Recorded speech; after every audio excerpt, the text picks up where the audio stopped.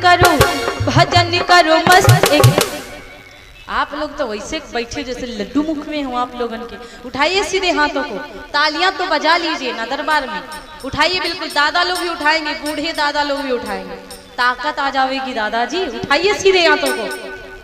भजन कर मस्त जवानी में बुढ़ापा किसने देखा है।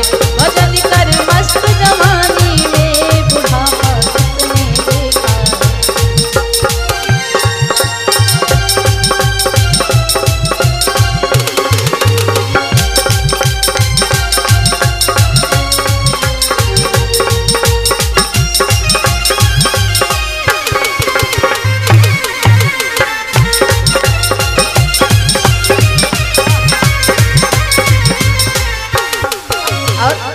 बुढ़ापा में पता है क्या होगा, कान से बहरे हो जाओगे,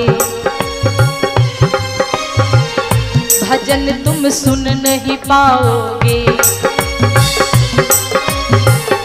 कान से बहरे हो जाओगे, भजन तुम सुन नहीं पाओगे। भजन सुन भजन सुन भजन सुन मस्त जवानी में बुढ़ापा किसने देखा है। भजन सुने मस्त जवानी में बुढ़ापा किसने देखा है।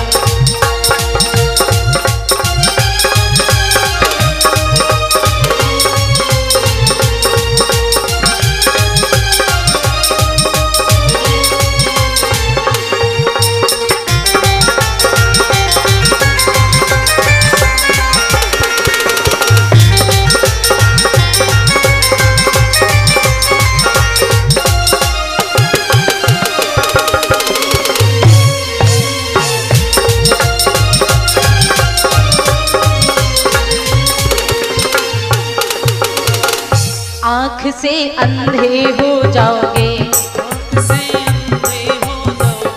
तरस तुम कर नहीं पाओगे। बताए बुढ़ापा में लोगों को कम दिखने लगता है, लोग पकड़ करके लेके जाते हैं और बिठाते हैं। इसीलिए कहते हैं आँख से अंधे हो जाओगे,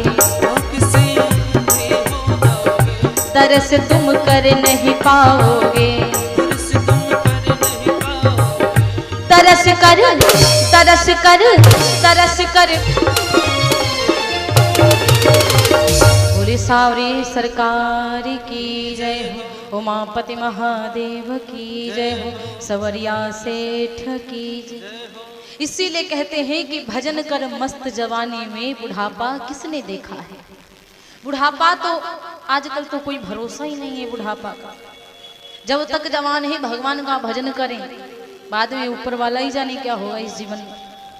तो मेरे भैया आज आप लोगों के जीवन में फिर से भगवान की बड़ी सुंदर गाथा अमृत बरसा रही है। हमारे ऊपर भागवत जी का अमृत बरस रहा है। इस अमृत में नहा लेगा जो अमर हो जाएगा।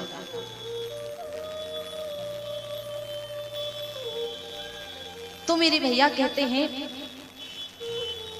कि सूत और सौनक आदि ऋषियों का संवाद चल रहा था। सूत और सौनक आदि ऋषियों का संवाद चल रहा था कि महाराज ये भागवत जी का आयोजन कब से हुआ, भगवान श्री कृष्ण की कथा कब से उदय हुई। भगवान श्री कृष्ण जी महाभारत में रथवाहक बने, रथ को चलाया, वो सब कैसे हुआ। और ये परीक्षित जी कौन है, परीक्षित जी कैसे आए, ये सब कैसे, इनका संवाद मुझे सुनाइए। सौनक आदि ऋषियों को परीक्षित जी महाराज सुना रहे हैं।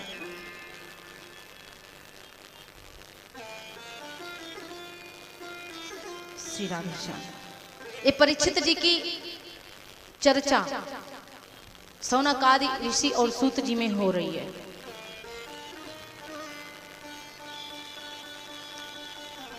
कहते हैं कि ऐसा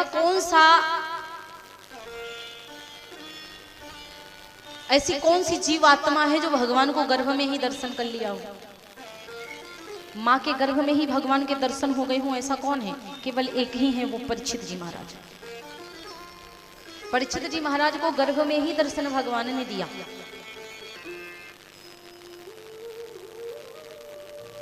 कहते हैं कि 5 पांडवों में जब युद्ध हुआ था, ये महाभारत हुई, तो किस लिए होती है?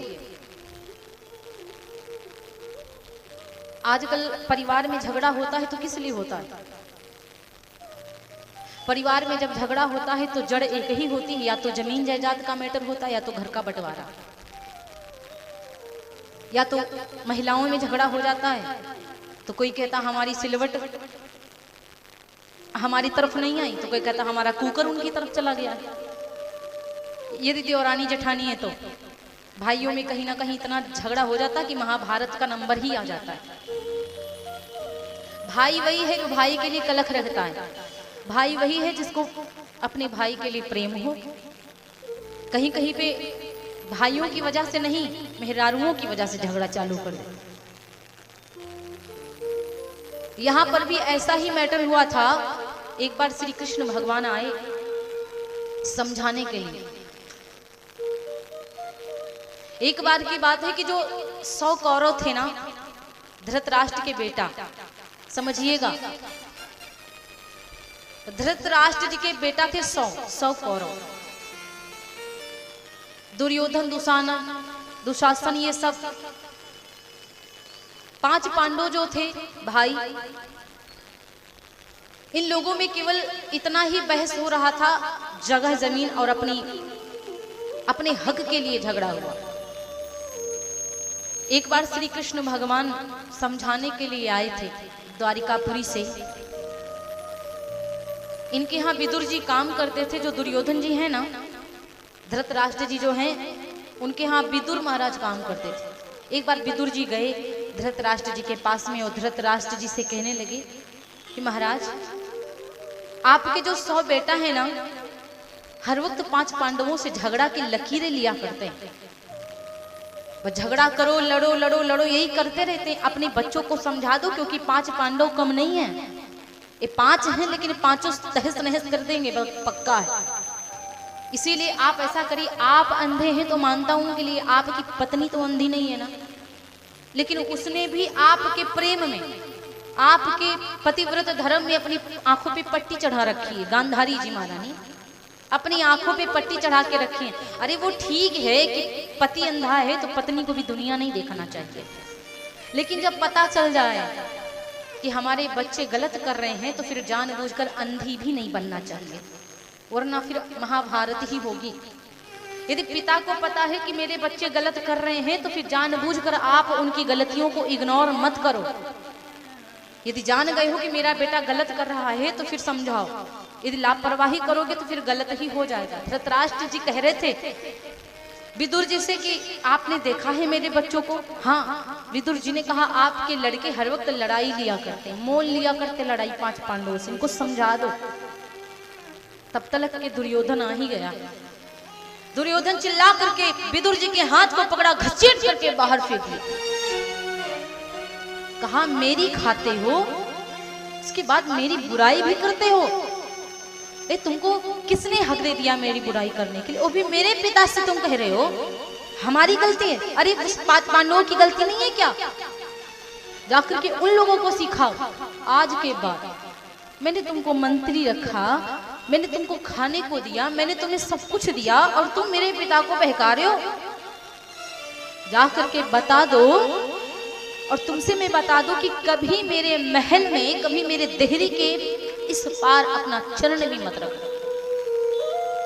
अब कोई आपके यहाँ काम करने के लिए आ रहा है, कोई आपके यहाँ प्रेम से कुछ कर रहा है, आप उसका बांह पकड़ के घसीट के बाहर निकाल दीजिए, फिर उसका कभी हिम्मत नहीं पड़ेगा कि आपकी देहरी पे आवे। एक हाथ मार दोगे तो शायद कभी आ जाए, लेकिन बात मार दोगे तो वापस नहीं आएगा। बात की लाठी हाथ से भी ज्यादा तेज होती है। कसम खा लिया विदुर जी ने, कसम खाता हूं आज के बाद हम यहां नहीं आए। विदुर जी मंत्री के पद से हट गए, गरीब बहुत हैं, कुटिया में उनकी पत्नी रहती है विदुरानी जी। इतना परेशान है, लेकिन आज उनको पता चला कि कन्हैया द्वारिकाधीश जी आने वाले हैं। आज द्वारिकाधीश जी आएंगे तो हम उनके दर्शन करेंगे। यदि मंत्री होता तो पास से दर्शन कर लेता, लेकिन अब तो मेरा कोई हक नहीं है, तो मुझे दूर से ही दर्शन करना पड़ेगा।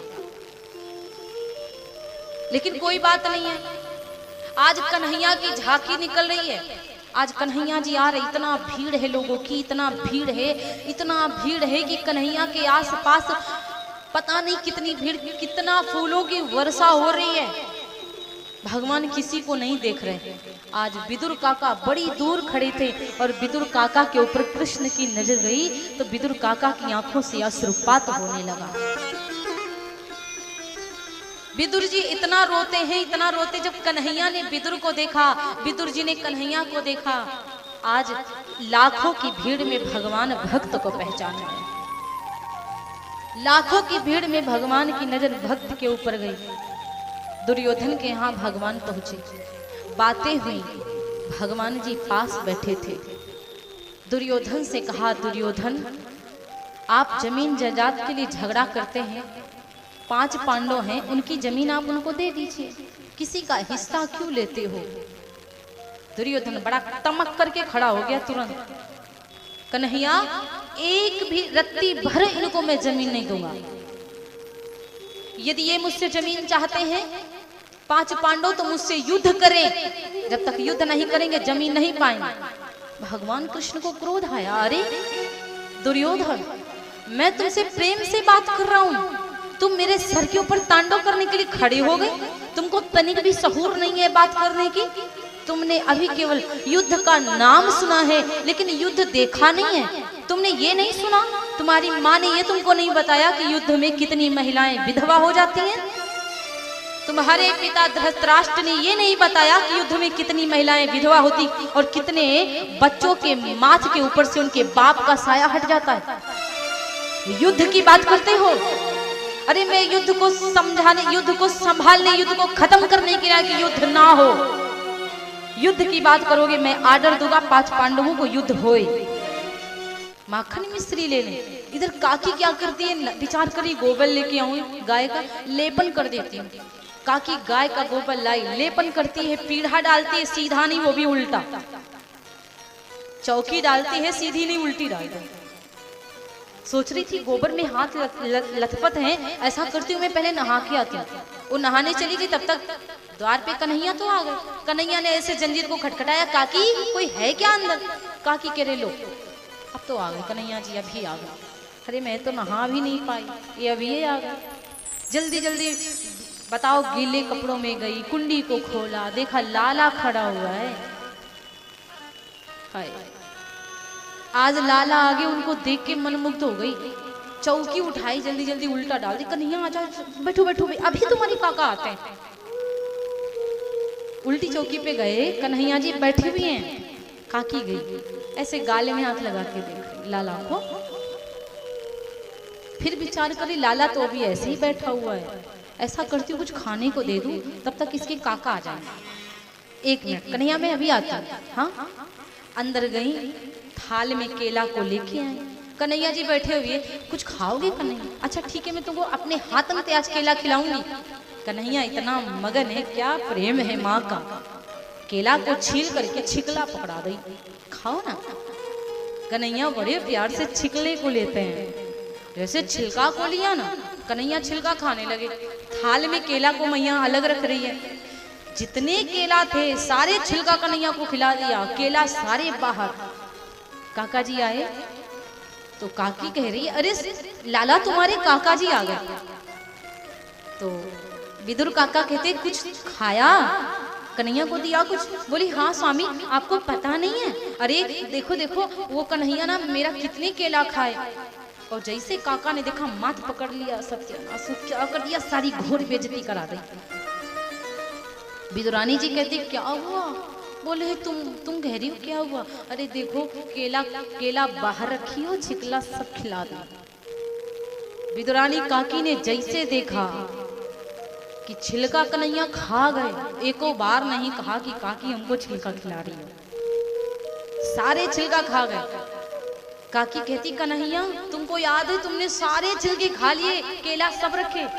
काकी से कहते अरे तुमको अकल नहीं थी, तुमको नहीं दिखता था कि केला खिलाना चाहिए था, छिलका नहीं। कन्हैया जी करे माँ ने इतना प्रेम से खिलाया कि मुझे ये भी पता नहीं चला कि मैं केला खा रहा हूँ या छिलका। काका तुम क्या लेके आए हो? काका बोले कन्हैया मैं तुम्हारे लिए ना माखन मिश्री लेके आया हूँ। माखन मिश्री खिलाया, क्या बनाऊँ, साग बनाया खिलाया, इतना प्रेम दिया कन्हैया कभी नहीं भूलेंगे। 56 प्रकार का भोग छोड़ करके भगवान ने ना छिलका खा लिया। इसीलिए प्रेम के भूखे हैं भगवान, भाव के भूखे हैं भगवान। यदि भाव नहीं है तो कुछ भी नहीं है, भाव बिना सब बेकार है। फिर महाभारत होता है, लास्ट में भीम ने अपनी गदा से दुर्योधन की जंघा को तोड़ दिया। जब दुर्योधन की जंघा को तोड़ दिया तो मेरे भैया कहा जाता है कि दुर्योधन के जो गुरु थे ना, उनका बेटा अश्वत्थामा वो आया, बोले सांवरे सरकार की। अब दुर्योधन की जंघा को टूटी हुई देखा, उसने कहा कि ये क्या हुआ, ये तुम्हारी जंघा को क्या हुआ, ये तुम्हारा हाल किसने बनाया। दुर्योधन ने कहा कि वो 5 पांडव। अरे वो 5 पांडवों ने मेरे जंघा को तोड़ दिया। अश्वत्थामा ने कहा मैं असली मित्र हूं तुम्हारा, जो कहोगे मैं करूंगा, बताओ क्या करना है मुझे। दुर्योधन ने कहा अगर तू मेरा असली मित्र है ना तो तू जा 5 पांडवों की गर्दन को काट करके मेरे पास में लेके आ। अश्वत्थामा ने कहा तुम बिल्कुल चिंता ना करो, मैं अभी जाता हूं, 5 पांडवों को मार करके उनकी गर्दन को काट करके तुम्हारे समक्ष लेके आता हूं। लेकिन जिनके ऊपर जाको राखे साइया मार सके ना कोई, जिनको भगवान रखता है ना उसको मार कोई नहीं सकता। 5 पांडव लेटे हुए थे, भगवान ने कहा 5 पांडवों से कि तुम लोग यहाँ से उठो, मैं जहां कहता हूं वहां चलो। 5 पांडवों को उठा करके भगवान अलग लिटा दिए। 5 पांडवों के 5 बेटा थे, 5 पांडवों की जगह पे आकर के उनके 5 बेटा लेट गए। अश्वत्थामा गया, उसको लगा कि ये 5 पांडव हैं, उठा करके अपनी तलवार से 5 की गर्दन को काट दिया। 5 की गर्दन को काट करके जाकर के लेके पहुंचा दुर्योधन के पास और कहा कि देखो मित्र, मैंने आपकी विपत्ति में ना मदद किया है, आपकी विपत्तियां में मैंने मददिया की। देखो मैं 5 पांडवों के शीश को लेकर के आया हूं। दुर्योधन इतना प्रसन्न हुआ, इतना प्रसन्न हुआ कि पूछो। दुर्योधन ने कहा कि असली मित्र तो तू ही है, लेकिन मित्र मैं तुझसे एक बात और कहना चाहता हूं कि इन 5 पांडवों की गर्दन को मेरे सामने खोल और मैं इनको देखूं। जैसे अश्वत्थामा ने कपड़े को हटाया, देखा 5 पांडवों की जगह पे 5 पांडवों के 5 बेटा थे, द्रौपदी के 5 बेटा। इतना दुख हुआ दुर्योधन को, इतना दुख हुआ और कहा कि मेरा वंश जो बचा भी था उसको भी तूने उजाड़ दिया।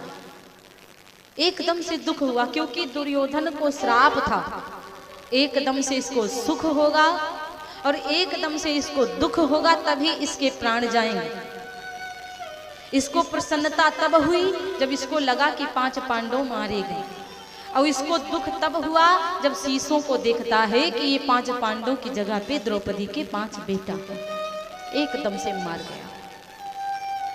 फिर भगवान श्री कृष्ण जी आए, 5 पांडव आए और अश्वत्थामा की मणि को छीन लिया, आधी दाढ़ी आधी मूछ मुड़वा दिया। और वो ब्राह्मण था, क्योंकि द्रौपदी ने कहा स्वामी इसको मारो नहीं क्योंकि ये मेरे गुरु का बेटा है, गुरु के बेटे को मारने से पाप लगेगा, इसीलिए ब्राह्मण को मारा नहीं जाता, यदि उसका अपमान कर दो तो मरने के बराबर हो जाता है।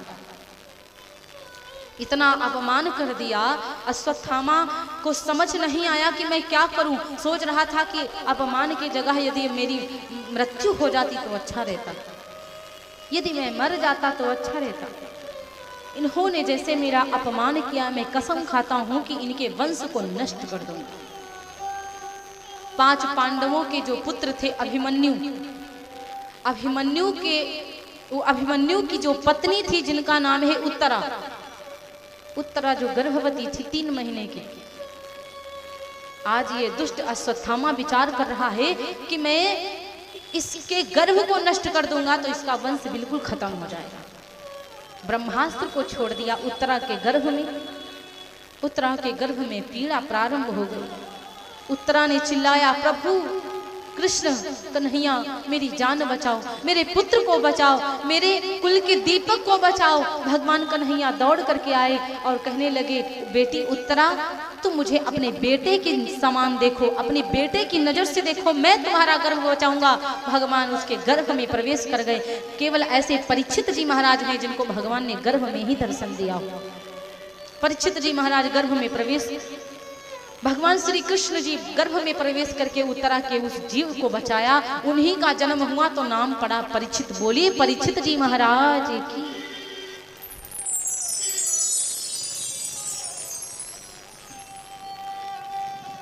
बोली सावरी सरकार। आवाज को थोड़ा स्लो करिए, हल्का सा स्लो करिए, हम ही आ रही थोड़ा थोड़ा।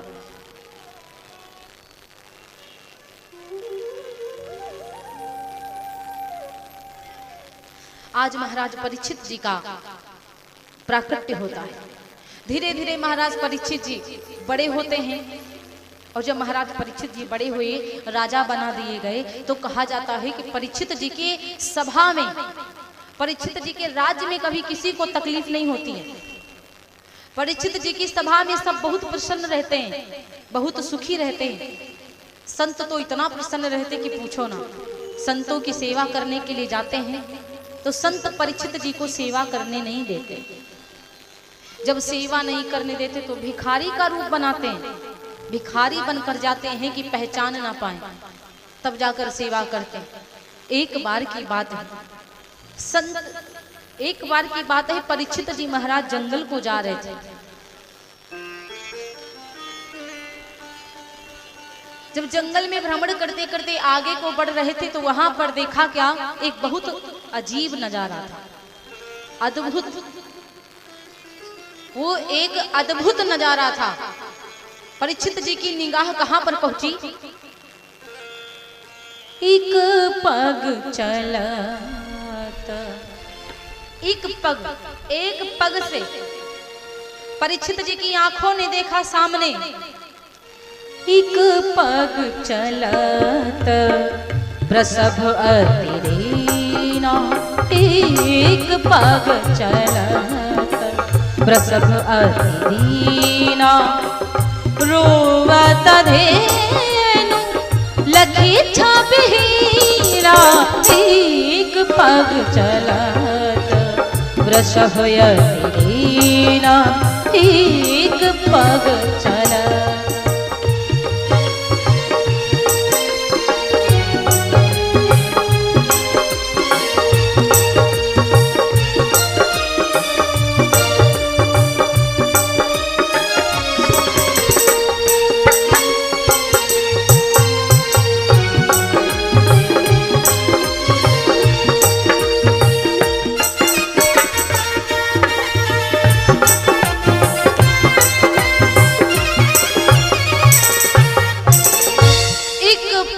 चलत प्रसभ अतिदीना, एक पैर से एक बैल चला आ रहा था। परीक्षित जी की आंखों ने देखा सामने एक बूढ़ा बूढ़ा बैल, जिसके 3 चरण नहीं थे, केवल एक चरण था। एक पैर से वो बैल चला आ रहा था। रोवत धेनु, उस बैल के पीछे एक गाय, धेनु माने गाय, रोती हुई आ रही है, चिल्लाती हुई आ रही है। और उस बैल के पीछे गाय, गाय के पीछे एक और काला काला कुरूप एक आदमी चला आ रहा है कि भाई वो पुरुष असुर दुखारी।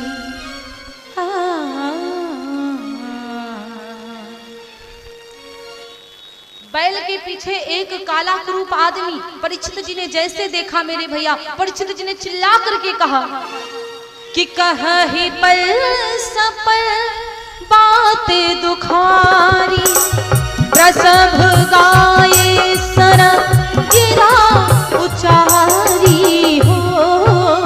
हाँ भई वो पुरुष सब असुरे समाना, आयु पुरुषे सब असुरे समाना। सुत पितु तिया देहु दुख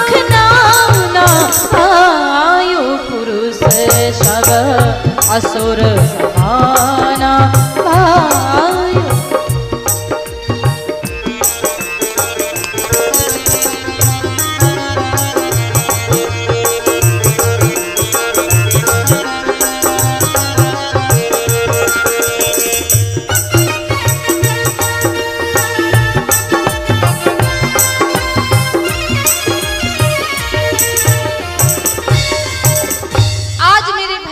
परीक्षित जी ने चिल्ला करके पूछा, उस काले आदमी को रोका, रुक जा वहीं पर।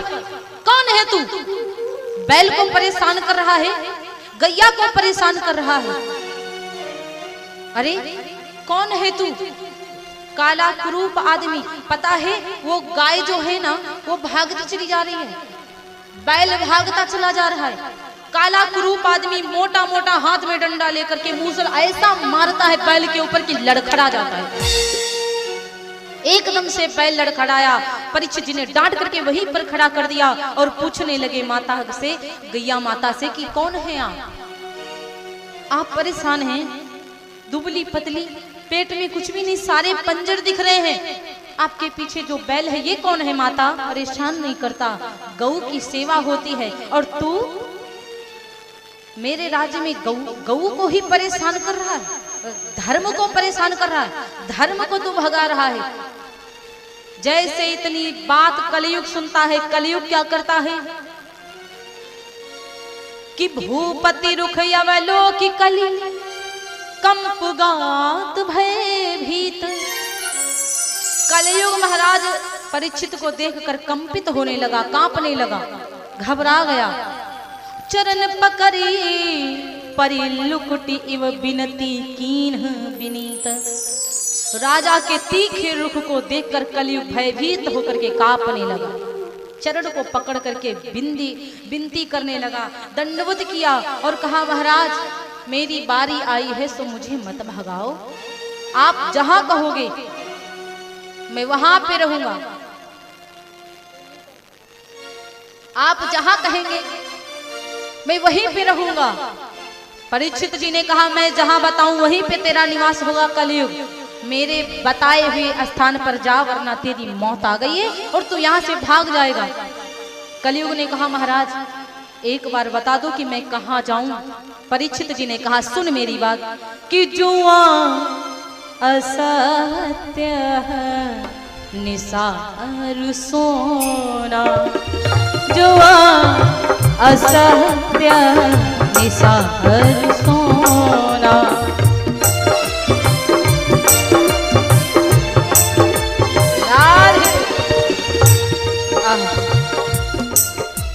देखिए कहां पे बताया, जुआ असत्य निसार सोना।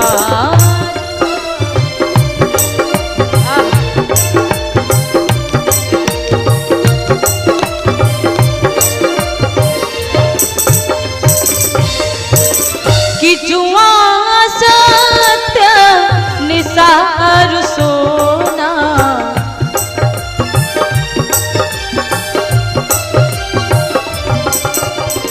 कि जुआ सत्य निसार सोना, बसते ही जोई मन ही कसोना, बसते ही जोई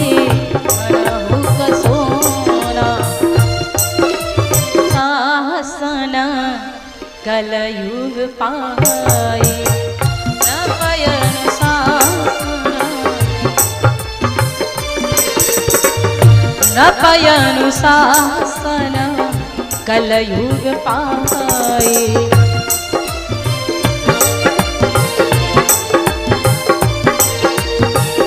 कि नृप अनुशासन कलयुग पाई, कि नृप अनुशासन कलयुग पाई, नियमित ठोर बसो तब जाई, नियमित ठोर बसो तब जाए। नयन शासन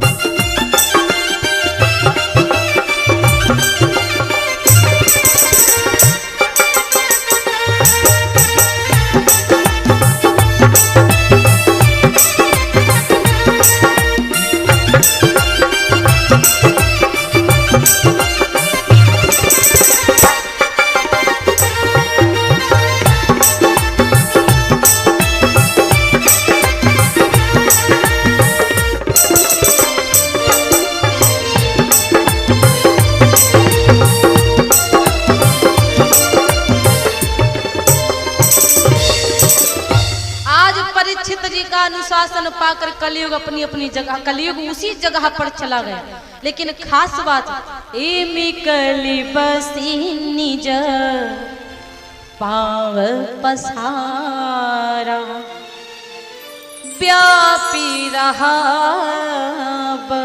सब संसारा। परीक्षित जी के जगह बताने पर कलयुग संसार भर में व्याप्त हो गया, जहां पर ये चार चीजें हुआ करती कलयुग। और खास बात तो परीक्षित जी महाराज के सर के ऊपर विराजमान हो गया, सर के ऊपर जाके चढ़ गया कलयुग। अब महाराज समझ में कुछ नहीं आ रहा है। परीक्षित जी महाराज के राज्य में कभी गलत भी नहीं होता है, परीक्षित जी बहुत अच्छे हैं, फिर क्यों कलयुग जाकर विराजमान हो गया। एक बार की बात है, परीक्षित जी महाराज अपने बाबाओं के खजाने को खोलते हैं। जो इनका मुकुट था ना, अपना मुकुट जो बाबाओं ने पहनाया था, ईमानदारी का मुकुट, वही पहन के रखते थे। लेकिन एक बार की बात है, 5 पांडव जो इनके बाबा जी हैं परीक्षित जी के, खजाने के कमरे को खोला तो देखा है बहुत सुंदर एक मुकुट रखा हुआ है। परीक्षित जी को बड़ा अच्छा लग गया वो मुकुट, जाकर के वो मुकुट उठाया, अपना मुकुट उतार के नीचे रखा और वो बाबाओं का मुकुट अपने सर के ऊपर रख लिया। और वो मुकुट जरासंध का था। जब जरासंध को 5 पांडवों ने मारा था ना, कन्हैया जी ने बताया कि जरासंध ऐसे नहीं मरेगा। जरासंध को बीच से फाड़ करके लोग फेंक भी देते हैं। 5 पांडव जरासंध को बहुत मारते हैं, लेकिन वो फिर से जुड़ जाता था। भगवान ने इशारा किया, एक खर को उठाया और खर को बीच से फाड़ दिया, एक टुकड़ा उधर फेंका, एक टुकड़ा उधर को फेंक दिया। बताया कि यदि इसको फाड़ करके सीधा फेंकोगे तो ये फिर जुड़ जाएगा, इसको फाड़ करके एक इधर फेंको एक इधर फेंको। जब 5 पांडवों ने युद्ध किया, जब उसको फाड़ करके जरासंध को एक तला उधर एक तला उधर फेंका, तब जाकर वो दोबारा नहीं जुड़ा। तब जाकर जरासंध की मृत्यु हुई। उसका जितना सोना चांदी था सब 5 पांडव ला के कमरा में भर दिए, मुकुट भी ले आए। क्या उनके पास सोना चांदी की कमी थी? कमी नहीं थी, लेकिन फिर भी वो कोई फेंका था थोड़ी ना है। जो पा जाते थे सब ले आते थे, फेंका नहीं। खजाने का कमरा है, मुकुट को उठाए परीक्षित जी महाराज सर के ऊपर रख लिए। आज उस जरासंध के मुकुट के ऊपर कलयुग विराजमान हो गया और वही मुकुट सर पे परीक्षित जी लगाए हुए थे। अब परीक्षित जी के ऊपर विराजमान हो गया वो कलयुग। और जैसे कलयुग विराजमान हुआ, तत्पश्चात उनको शिकार करने के लिए आए थे, उनको बड़ी जोर की प्यास लगी परीक्षित जी को। जब महाराज श्री परीक्षित जी को बड़ी जोर की प्यास लगी तो परीक्षित जी महाराज भ्रमण करते करते करते करते एक बाबा जी की कुटिया में पहुंचे। लोमस ऋषि की कुटिया में पहुंचे। सामने देखा कि बाबा आंखों को बंद करके ध्यान मग्न है। उनके ऊपर कलयुग सवार था। परीक्षित जी को गुस्सा आया कि मैं कहीं पे जाऊं मेरा सम्मान ना हो, ये हो नहीं सकता।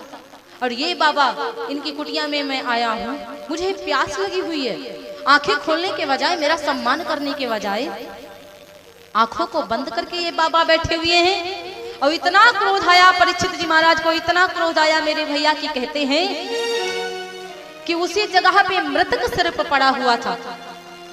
और जब उसी जगह पे मृतक सर्प पड़ा हुआ था मेरे भैया, तो क्या हुआ कि धनुष नोक मृत सर्प उठावा,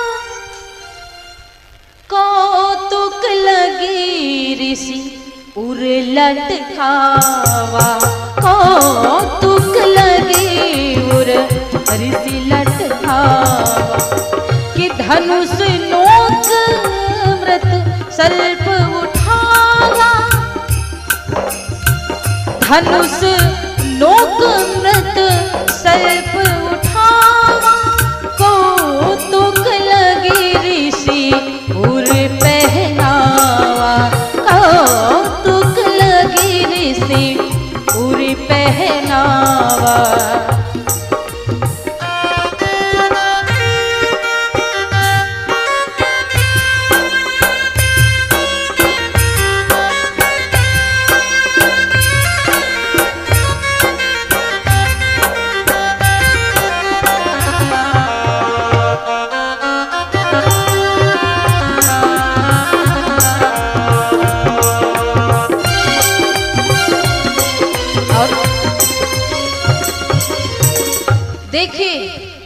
धनुष की नोक से सांप को उठाया परीक्षित जी महाराज, और जाकर के गले में संत के डाल लिया मरा हुआ सांप।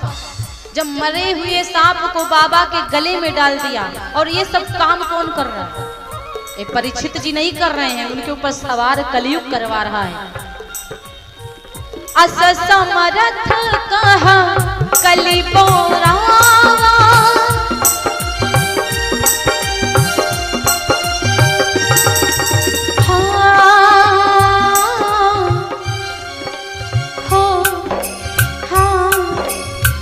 अस समरथ कहा कलि बोरावा, किनिया चरज कलि नचन नचावा, मिया चरज कलि नचन नचावा।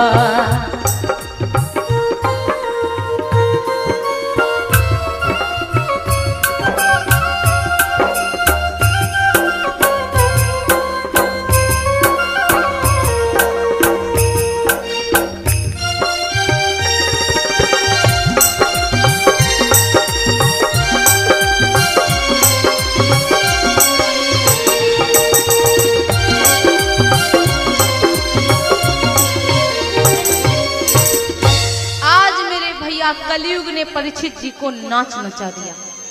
परीक्षित जी को इतना क्रोध आया, परीक्षित जी मरे हुए सांप को अपनी धनुष की नोक से उठा करके महाराज जी के गले में सांप डाल दिया, चले गए। जैसे चले गए महाराज, आज इधर इनके जो बेटा श्रृंगी ऋषि थे इतना क्रोध में आए, देखे पिताजी के गले में कोई मरा हुआ सांप डाल दिया। मेरे पिता का किसने अपमान किया?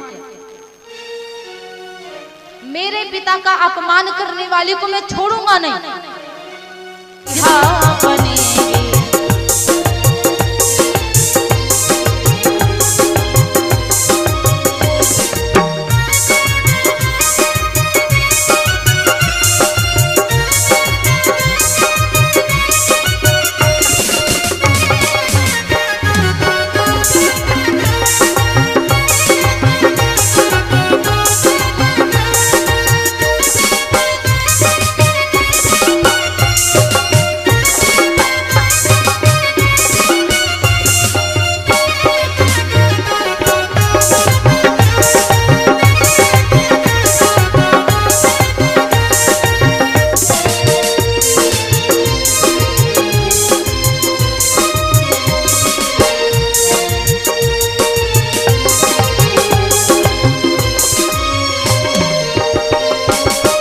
कागा से तो है हंस बनई है,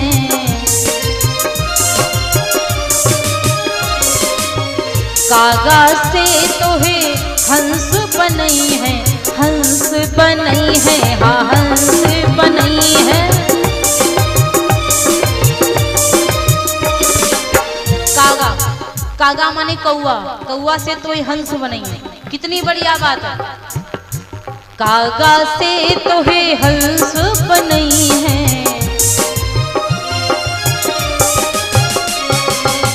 मिट जाए दिल के दाग रे, जय हो,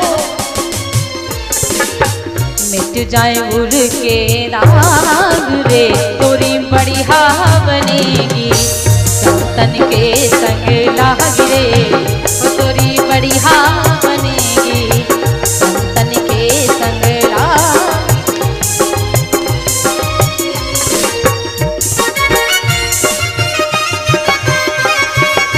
बड़े पैसा वाले आकर के उनके चरणों में, तो भगवान कहते इस कलिकाल में यदि द्वार पे संत महंत आ जाए, उसके बाने में कोई आ जाए तो भी समझ लो मेरा कल्याण हो गया। परीक्षित जी अपनी पत्नी के पास गए, कहने लगे मैं 7 दिन मर नहीं सकता। कितना खुश है। अरे यहाँ पे कोई दावे के साथ कह सकता है कि मैं 7 दिन नहीं मर सकता? कोई कह सकता है? कोई नहीं, क्योंकि कोई भरोसा नहीं, पल 2 पल में क्या हो जाए कोई भरोसा नहीं है। अभी बोल दो कि हम 4 दिन जिएंगे, क्या पता कल ही चले जाएं, तो कोई भरोसा नहीं है। लेकिन उन्होंने कहा कि मैं 7 दिन मर ही नहीं सकता, मैं उपाय ढूंढूंगा अपना, मेरा कल्याण कैसे होगा मैं उपाय ढूंढूंगा। 7 दिन में मैं उपाय ढूंढ करके अपने जीवन का कल्याण कर ही लूंगा। 7 दिन में मुझे कोई पैसा नहीं कमाना है, 7 दिन में मुझे कोई राज नहीं देखना है, मुझे अपने बारे में सोचना है, अपने कल्याण के बारे में सोचना है। परीक्षित जी महाराज गए हैं गंगा के किनारे, और गंगा के किनारे बैठ गए। वहां पर बहुत सारे संत ऋषि महंत आ गए, बड़े बड़े राजा मुलाकात करने के लिए आए। संत महंत मुलाकातें करने के लिए आ गए। आज परीक्षित जी महाराज आए, कुछ तो मुलाकात कर लूं, क्योंकि ये तो 7 दिन बाद चले जाएंगे। यहां तक के बहुत बड़े संत जो भागवत जी के रचयिता हैं, जो भागवत जी को लिखा है ना, वेद व्यास जी महाराज, वेद व्यास जी महाराज आए। कितने भाग्य वाले वो लोग होते हैं जिनसे संत मिलने आ जाए। 17 पुराणे लिखने के बाद में भी दुखी हैं वेद व्यास जी महाराज। कितनी पुराणे हैं? 18 है ना, 18। लास्ट पुराण है भागवत जी, श्रीमद् भागवत। 17 पुराणे लिखे तब भी उदास थे। नारद जी आए, नारद जी ने कहा महाराज आप इतना सब कुछ लिख दिए हो, इतना आपको ज्ञान है, इतना सब कुछ मालूम है, फिर भी आप उदास क्यों हैं? बोले महाराज पता नहीं काहे के लिए उदासी छाई है, कुछ समझ में नहीं आ रहा। बोले आपने ज्ञान वैराग्य की बातें बहुत लिख दिया, सारे पुराणों में बहुत कुछ बताया है, लेकिन आप एक ऐसी पुराण लिखिए कि सारा सार उसी में समा जाए, पूरा निचोड़। जैसे कि इतने सारे फूल ले लो और वो फूल अपने ऊपर भी डाल लो ना, तब भी इतनी खुशबू नहीं आएगी यदि उनको मिक्स करके मशीन में उसका इत्र निकलवा दो, जिसको कहते हैं परफ्यूम। क्यों? जिससे परफ्यूम बनती है उसको आप लोग जानते हैं, कुश होता है, एक कुश होता है, उसकी जड़ ऐसे काट करके उसको पेरा जाता है। आप लोग की तरफ होता है कि नहीं होता है? बताइए, होता है? नहीं होता है? हम लोग की तरफ होता है। खेत में एक बहुत बड़ा बड़ा कुश होता है, उसको काट करके उसके नीचे की जो जड़ होती है ना, उसको पेरा जाता है। पेर करके फिर उसमें से जो रस निकलता है उसी से जाकर के परफ्यूम बनती है, इत्र बनता है। बहुत सारे फूल ले लीजिए, इतना खुशबू नहीं आएगी। अगर थोड़ा सा सेंट मार दीजिए तो कितनी खुशबू आएगी, जरा सोचिए। हाँ, बहुत सारी कथाएं सुन लीजिए तब भी कल्याण नहीं होने वाला। यदि कथा का सार निकाल करके उसका महत्व समझ करके जीवन में उतार लीजिए, उसका क्या कहना। फिर कथा ना सुनो, कथा का सार सुनो। फूलों को मत डालो कि वो पीस जाएं, और परफ्यूम को डालोगे तो पूरे शरीर से खुशबू आएगी। ज्ञान वैराग्य तो आपने बहुत लिखा है, लेकिन उसका मतलब नहीं निकाले बहुत। आजकल के लोग ज्ञान वैराग्य की बातें ही नहीं सुनेंगे। आप ज्ञान दोगे तब भी कहेंगे अरे ये तो सबको मालूम है कि हम ये गलत कर रहे हैं, ये तो सबको पता है कि हम ये सही कर रहे हैं। अरे कोई कथा सुनाओ, कोई कहानी सुनाओ, कहानी टाइप में सुनाओगे तो लोग सुनेंगे। महाराज आपने ज्ञान वैराग्य की बहुत सारी पुराणे लिख दिया, कम से कम भगवान की बातें भी लिख दो। 18वीं पुराण बना दिया। भगवान कैसे दिखते हैं, भगवान कैसे प्रसन्न होते हैं, भगवान कैसे हंसते हैं, भगवान कटाक्ष कैसी है, भगवान कैसे काम करते हैं, भगवान कैसे चलते हैं। सारा रस, सारी बातें, सब कुछ आप भागवत जी में डाल दो। 18वीं पुराण लिख दिया भागवत जी। गणेश जी महाराज बहुत ज्यादा उनकी सहायता करते हैं। बद्रीनाथ आश्रम में वहां पर वेद व्यास जी हैं, और वहां का जो पहाड़ है ना, बिल्कुल जैसे पोथी नहीं होती है, पोथी चिपक जाए तो पन्ने पन्ने जैसा बनता है। वहां का जो पहाड़ है वो बिल्कुल पोथी की तरह है, पन्नों की तरह। वहां पे गणपति जी की गुफा है। गणेश जी ने बहुत ज्यादा सहायता करी, बुद्धि के दाता हैं गणेश जी महाराज। वेद व्यास जी ने 18वीं पुराण लिख दिया, श्रीमद् भागवत ज्ञान गंगा, जो आप लोगों को मैं सुना रही हूँ। इतना बड़ी पुराण लिखने के बाद में परीक्षित जी ने पूछा कि मेरे जीवन का कल्याण कैसे होगा, ये केवल बता दो। तो कोई संत नहीं बता पा रहा है, किसी संत को भी नहीं पता था कि कल्याण कैसे होगा। मैं कल चींटी को मार दी, मेरे पाँव के नीचे एक चींटी आ गई, वो मर गई। पाप हो गया मुझसे तो। अरे कीड़ा आ रहा था, कीड़ा मेरे से तो मर गया, पाप हो गया। अरे वो भी तो पाप है, वो उसकी भी तो जान थी ना, जानबूझ के नहीं मारे तब भी पाप हो ही जाता है। अब उसको हम पाप को पुण्य में कैसे बदले प्रभु बता दो, कोई बताने वाला ही नहीं है। चींटियां जब आपके घर में निकले तो आटा डाल दिया करो, मछलियों को लैया खिलाया करो, आटा डाला करो, प्रथम रोटी गैया माता को खिलाया करो। ये सब करने से वो छोटे छोटे पाप जो होते हैं वो कट जाते हैं। ये मत सोचिए कि हम पाप करते हैं और कल हमारा पाप खत्म हो जाएगा, ऐसे कैसे खत्म हो जाएगा। जब तक कर्म नहीं करोगे अच्छे तब तक पाप खत्म होने वाले नहीं है। कि जैसी करनी वैसी भरनी, इसमें फर्क जरा भी ना। पेड़ बबूल के जो बोए सो फिर आम कहाँ से खाए, अपना किया कर्म इस जग में बिन भोगे छूटत है ना दया, अपना किया पाप इस जग में।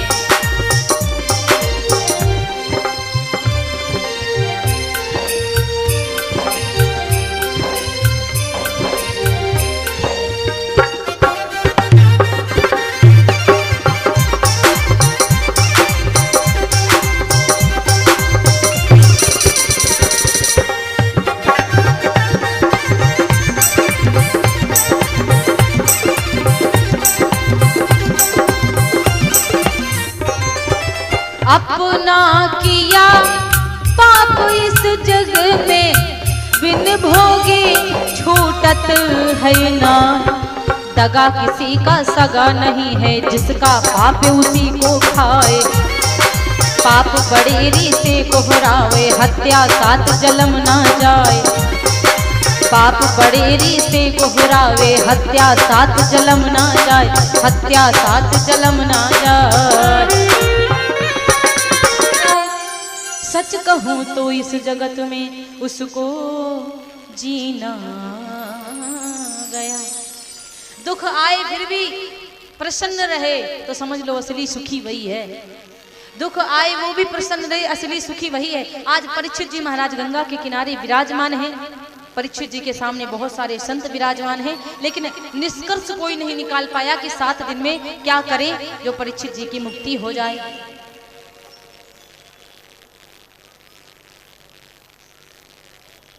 तो इसीलिए मेरे भैया अभी तक कोई निष्कर्ष नहीं निकाल पाया है कि परीक्षित जी का उद्धार कैसे होगा। मैं आप लोगों को कल इसके आगे की पावन गाथा श्रवण कराऊंगी कि परीक्षित जी महाराज का उद्धार कैसे होगा। तो आप लोग अभी जाइएगा नहीं, थोड़ा सा भगवान का भजन कर लेते हैं, तो दुपरांत फिर आरती होगी, फिर कल से समय से कथा प्रारंभ होगी, थोड़ा लेट तक चलेगी। बोलिए सांवरे सरकार की, उमापति महादेव की। आई कहते हैं